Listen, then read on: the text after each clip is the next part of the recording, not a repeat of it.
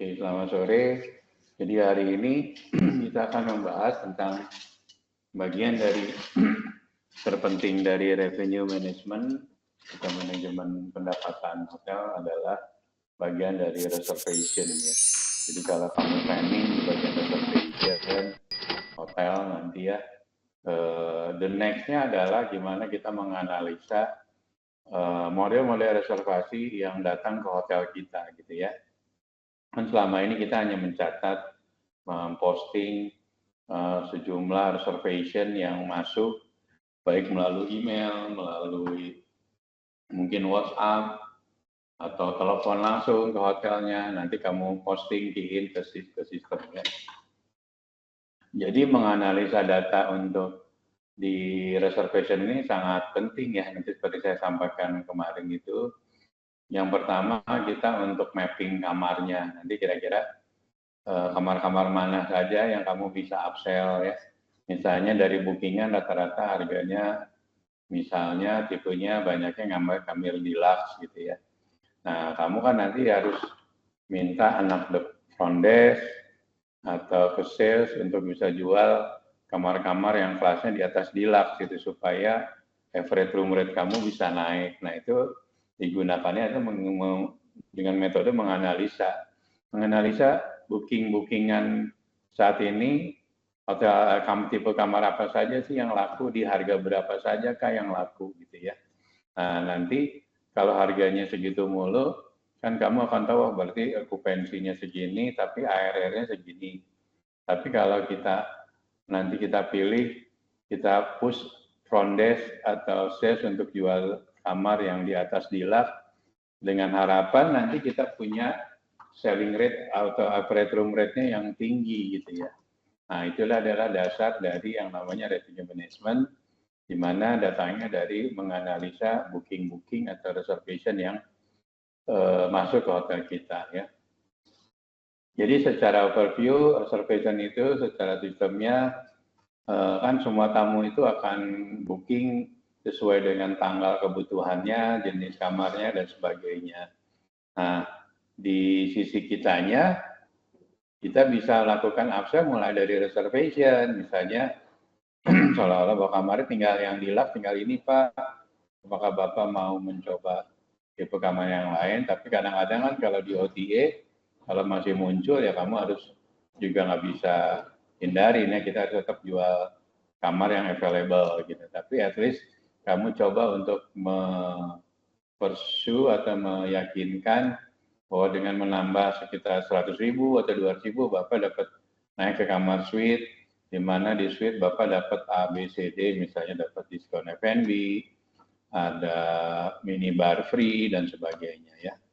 Nah, dari situ juga diharapkan kamu bisa ngedorong tamu-tamu itu bookingnya lewat portal hotel, website hotel gitu ya, kalau hotel kamu hotel yang independen atau bukan brand gitu ya.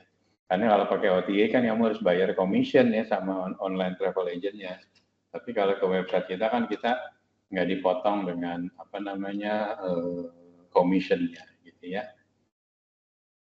Jadi reservation itu sangat penting karena disitulah mulai dari dasar pengaturan revenue-nya. Gitu. Kalau kamu asal terima-terima aja, mungkin kamu okupansi tinggi, tapi harga kamar kamu atau strategi jualan kamunya yang nggak terlalu signifikan ya, karena booking masuk aja. Jadi yang masuk mungkin grup-grup yang harganya lebih murah dibanding FIT gitu ya, yang lebih mahal, atau transient gitu ya.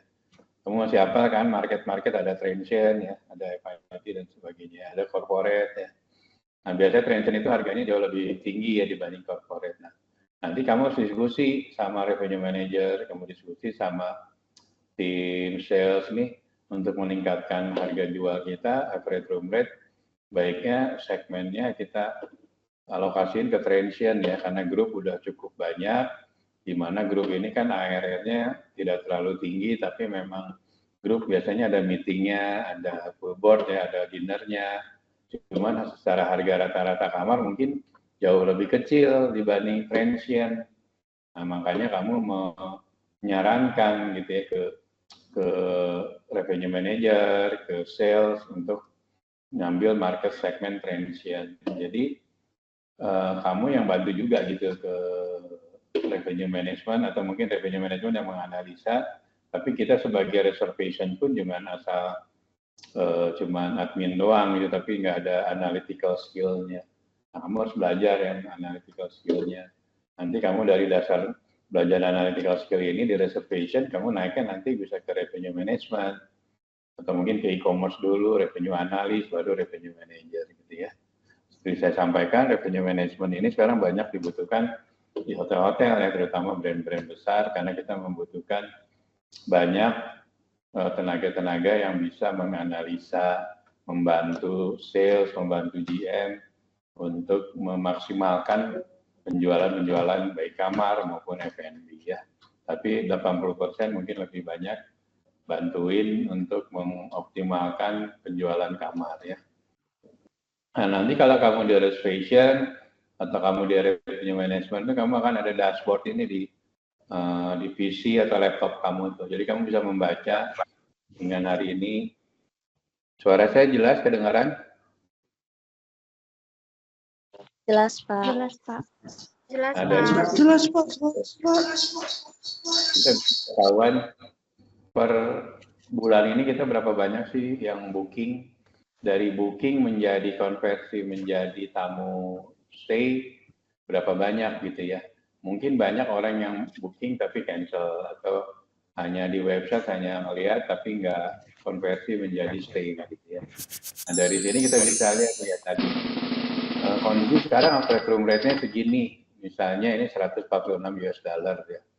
Terus kamu pengen naikin nih supaya ARR-nya lebih tinggi. Ternyata di sini segmen pasarnya lebih banyak. Ini ada nggak? Oh, nggak ada segmennya. Biasanya misalnya di sini ada segmen pasarnya mungkin lebih banyak grup. Nah, kamu coba untuk nge-push jualannya lebih banyak ke FIT atau transient gitu ya. Nah, dari sini juga nanti kamu bisa lihat yang sudah terpakai kamar tipe twin berapa banyak, yang double, yang single. Nah, dari sini ada ngebantu juga nanti housekeeping untuk penyiapan linennya, towelnya, dan sebagainya ya. Terus per hari ini kita projection mungkin nanti malam kita closing akan jualannya totalnya misalnya 100 US dollar gitu ya. Nah, di mana bookingan itu datangnya dari gini, terus dari orang yang telepon ke hotel segini, atau yang walk-in langsung, atau lewat agent. Nah, dashboard ini adalah model atau bahan untuk analisa kamu nantinya. Seperti saya sampaikan, kamu menaikkan ARR, berarti kamu harus cari segmen pasar yang meningkatkan harga ARR. Biasanya segmennya apa ya? Biasanya ke transient ya, atau corporate. Kalau memang kamu banyak grup-grup, biasanya grup umumnya relatif lebih kecil. Kamu ngambil yang transient atau FIT supaya naikin average room rate-nya. Ya. Nah, ini contoh sedikit, nanti di ini aja dipelajarin. Nah, nanti dari situ juga kita bisa mempelajari rata-rata tuh orang booking, seperti saya sampaikan kemarin, booking page-nya, berapa lama sih dia proses bookingnya ke dia stay.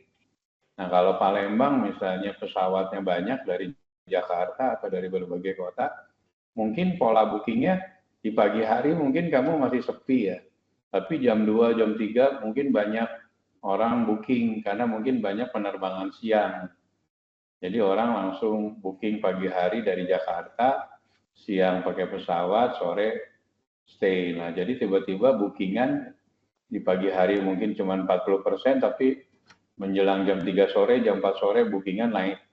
Nah, kalau kamu udah tahu booking page-nya, booking page itu sama kayak booking window ya. Jadi berapa lama sih proses orang mau booking hotel, itu namanya booking window atau booking page ya.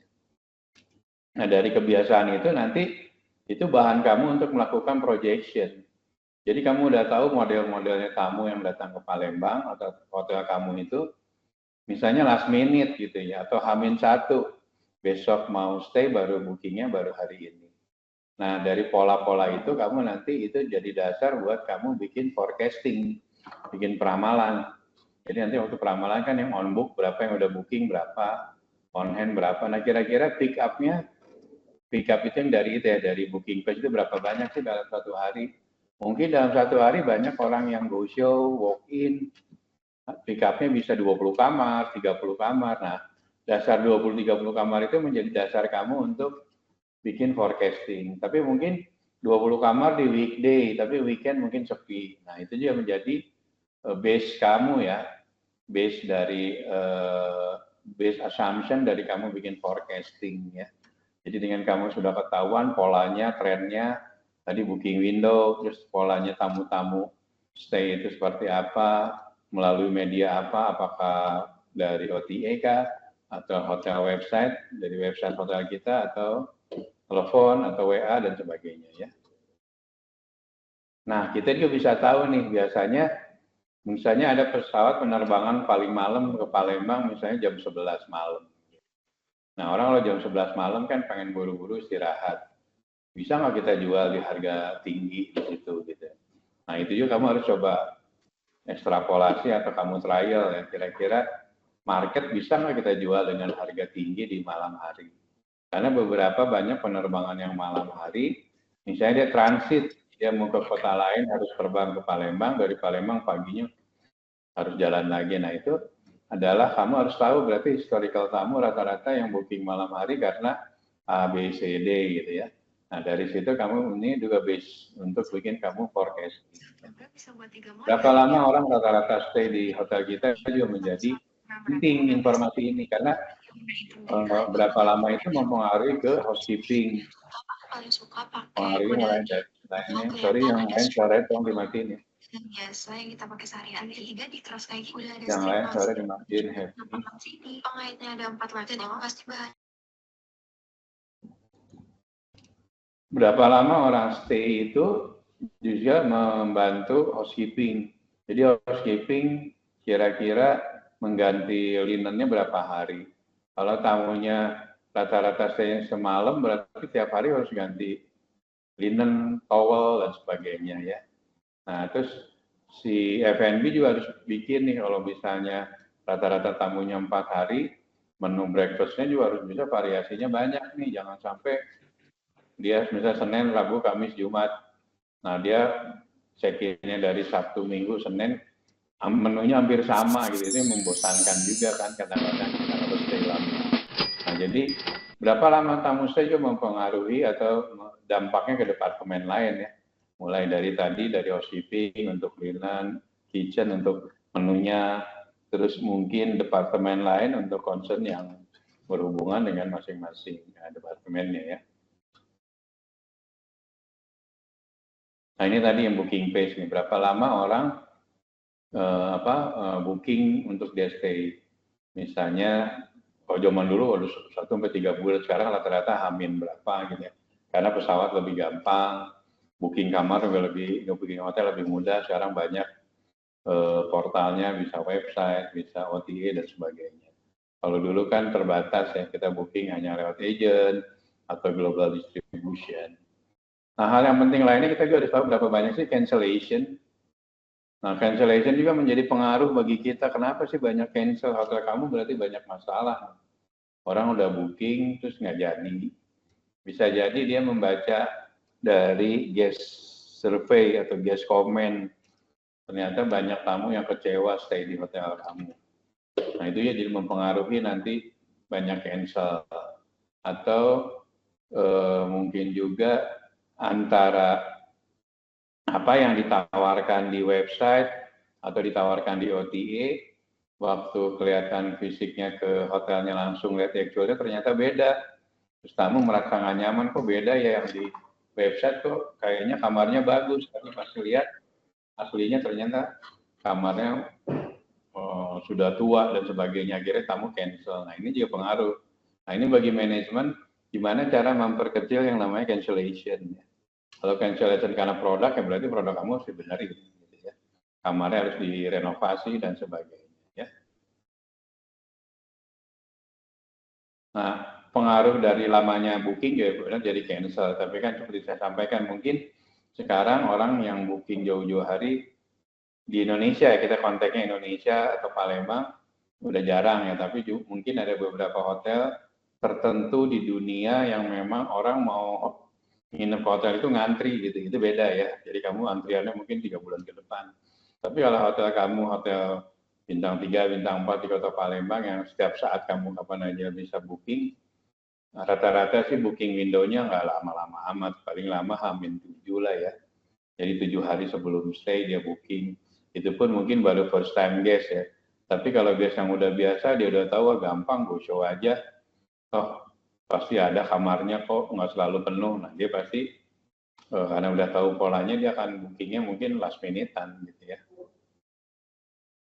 Nah kadang-kadang kita sesudah tamu check-in itu, pas lagi tamunya breakfast atau tamunya lagi di lounge, dibutuhkan loyalty staff atau markom atau guest relation untuk ngobrol sama tamu. Kira-kira problemnya apa sih di dalam kamar, gimana proses check-in-nya, apakah smooth, gimana kamarnya. Nah, rekomendasi tamu itu menjadi perbaikan bagi manajemen.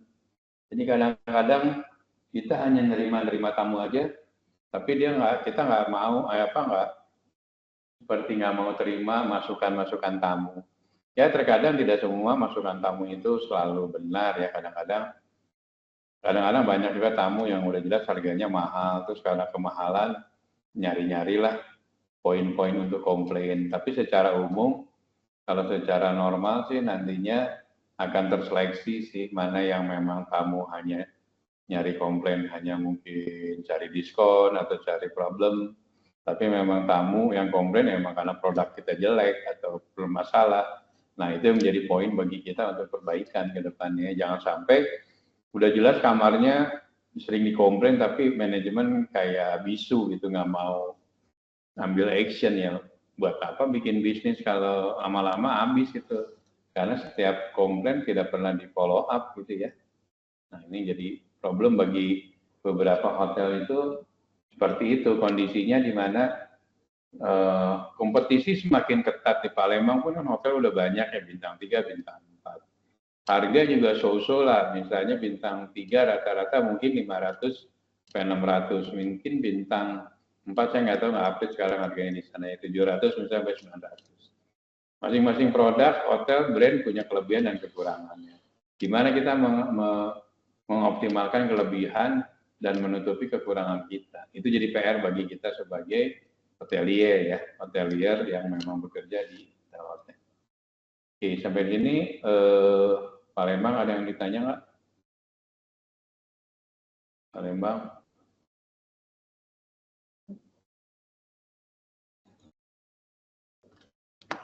Kalau nggak ada, ketua kelas nanti tolong WA-nya ya, grupnya ya, yang hari ini yang join di kelas sama yang ini. Oke, thank you. Kalau kita ketemu minggu depan ya. Thank you. Thank you Pak Dino. Pak Dino.